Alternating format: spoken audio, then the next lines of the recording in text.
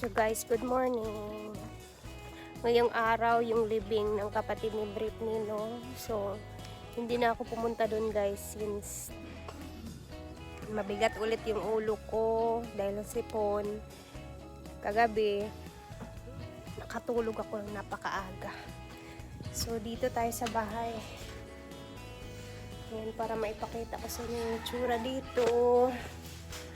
Buksan natin yung mga, tingnan ko yung trinabaho ni Manoy kahapon, guys. Kasi, grabe ka, bug-beb. Ang gahi, kaya napuntahan. No, gahi kayo, eh. Ablib, eh. No. So, ayan na yung itsura ng ating kitchen counter. Okay na siya. Ayan, sakto lang. Diba? Ayan, tapos din naman. Grabe, nagkalat yung mga gamit. And sa ilalim, ayan, pwede pa natin lagyan dyan kung ano yung pwede natin ilagay dito sa ilalim ng cabinet. Kitchen natin na counter. So, walang trabaho ngayong araw dahil pahinga muna. Kailan yung trabaho balik, Beb? Tomorrow. Bukas? Inshallah. Bukas daw ulit.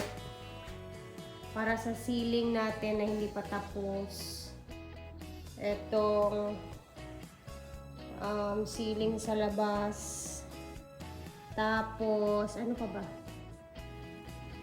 Mga gagawin bukas. Basta marami silang gagawin bukas kung magtatrabaho bukas. Darating yung ano namin dito. Yung trabaho sa ceiling namin, guys.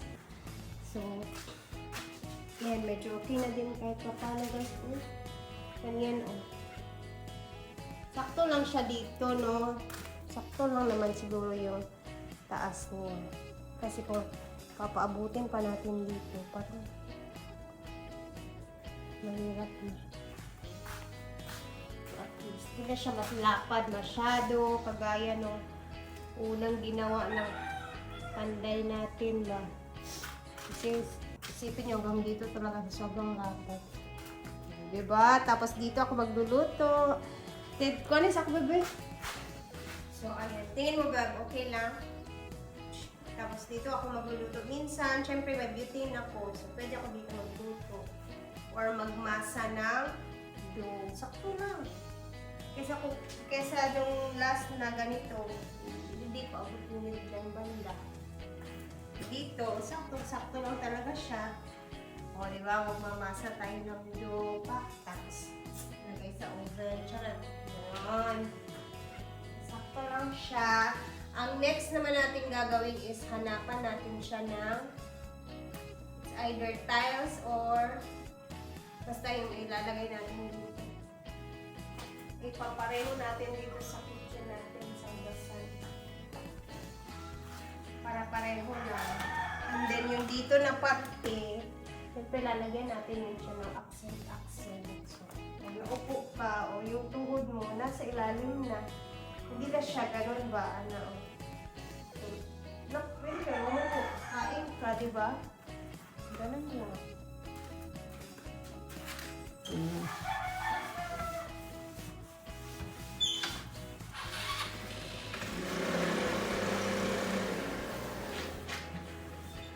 Tuloy na ang mga puntahan sa pintal.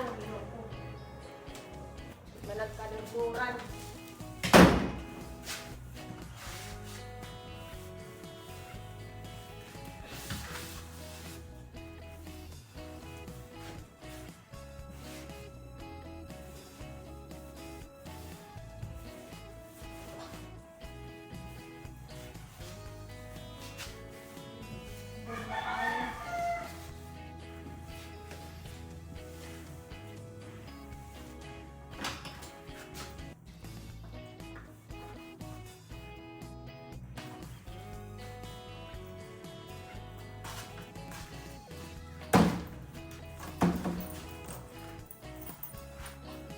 Kaning bintana pa ba magpa-molding taaning simento sa gawas.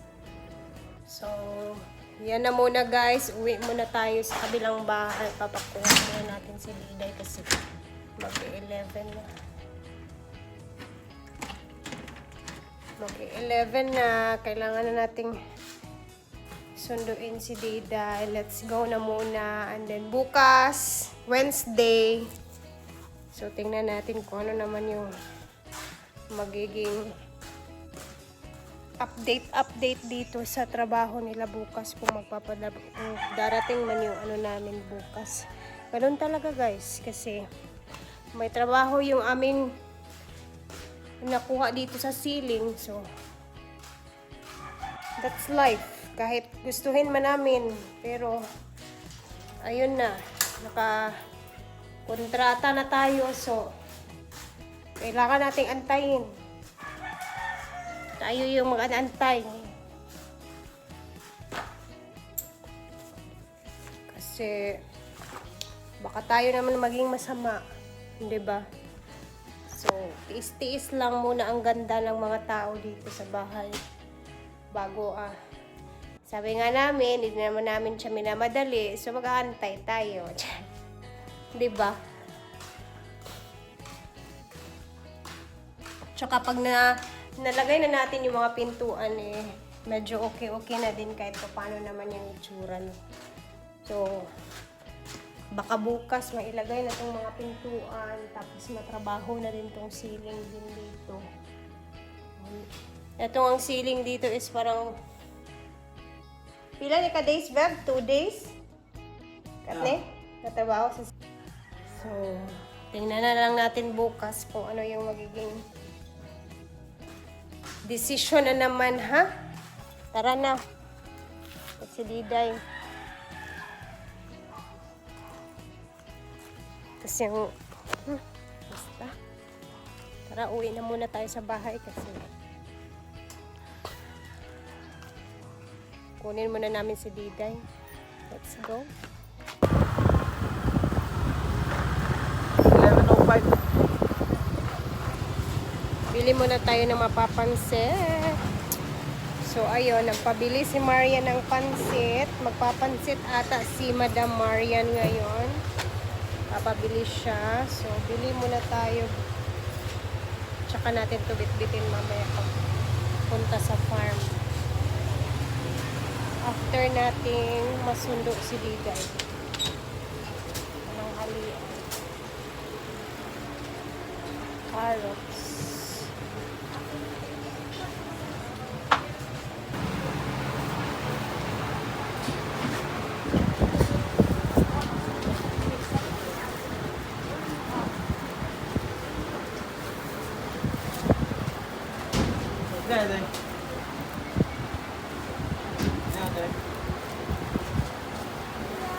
Ay.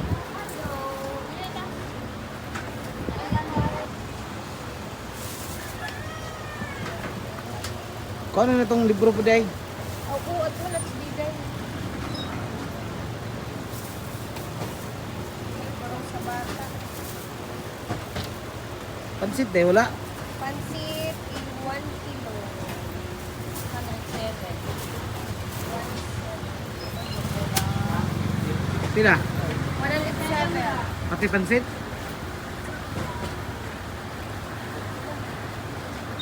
Gera, oh. Oo, ito, hang lovers. Wala kay 10.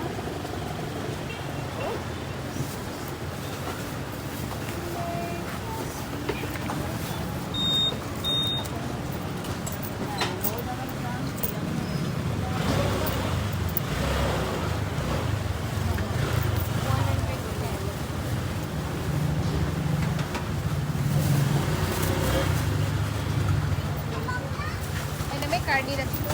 Namay karon nito. Hello?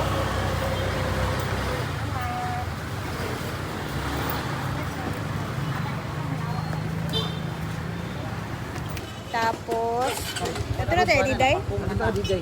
Puntahan mo namin si Diday, guys, kasi may mga books na binigay nila teacher sa kanila ba. Medyo mabigat. So, kailangan namin puntahan sa room talaga.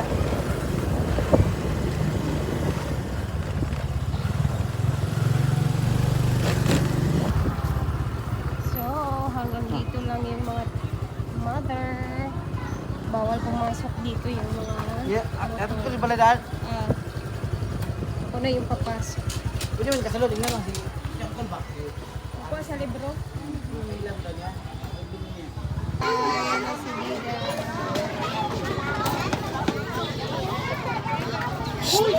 Gila. Bawal na kasi pumasok. Tuloy dito ka, wala ng bag be.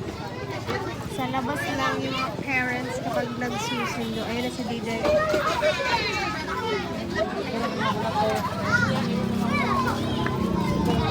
Ay! Ay! Mama! Amen ka! Gabi ganina na kayo po sa gawas. Papa, oh. Amen ka, Ben!